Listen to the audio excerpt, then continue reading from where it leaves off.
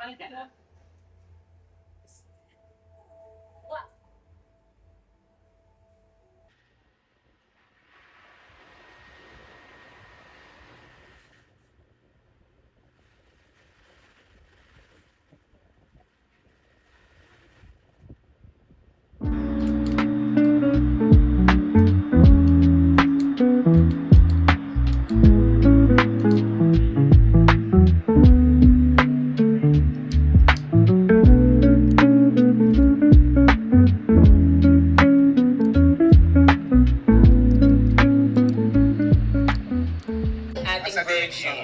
ako si Boy at takot akong makasakit.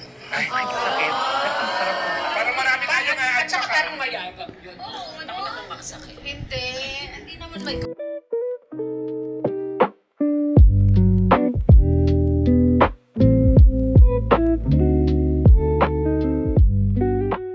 It's currently Monday, August 3 of 2026.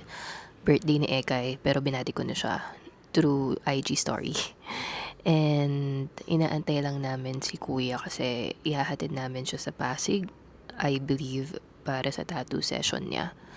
And I'm just currently doing this one.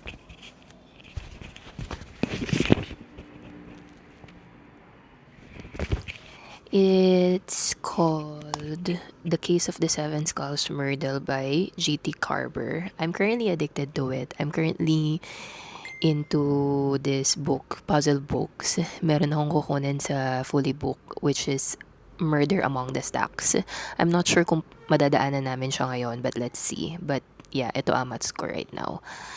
Baba na kami sa second floor and alis na kami maya-maya. Laters.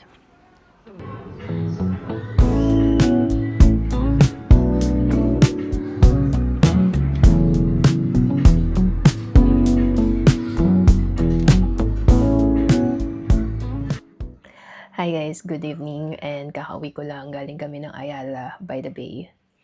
And kaya kami pumunta doon is because kailangan kong kunin yung librong pinareserve ko sa fully book.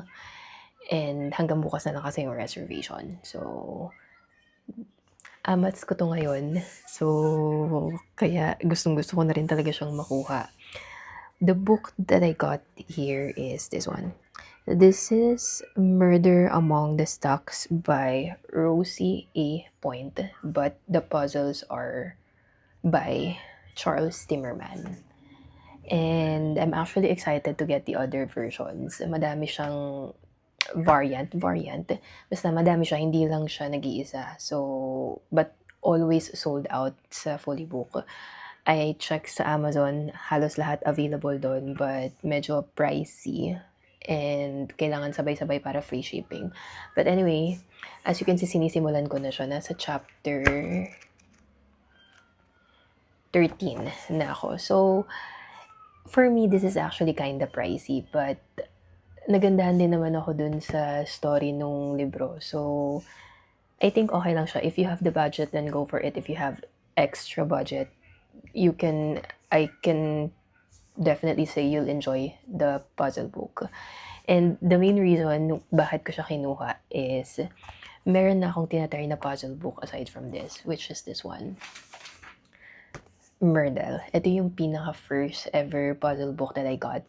And recently ko lang siya sinagutan. Kasi nung unang binili ko siya, hindi ko pa siya magets and wala akong sawisyo para mag-solve or mag-critical thinking. So, ayan, nagustuhan ko naman siya nung sinimulan ko na siya.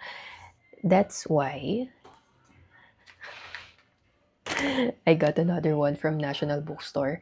Hindi ko alam kung bakit mas mura siya sa National Bookstore. Pero ito, volume 2 yung nakuha ko. And this is a different kind ata. I'm not sure. But this is Myrtle, The Case of the Seven Skulls. And this is 769 pesos. But this is only 499. And mas mura and mas madami yung sa National. Kasi sa National, it's 100. and this one is 64 lang.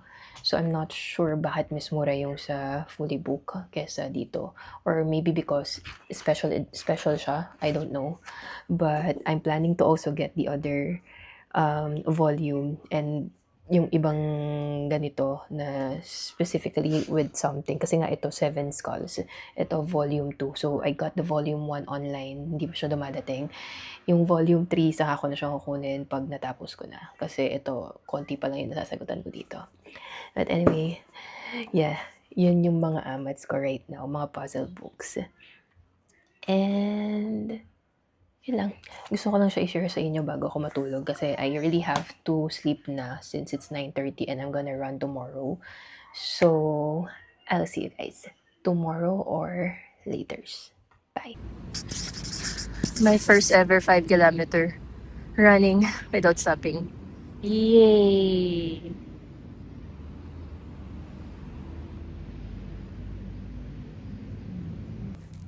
So proud of yourself.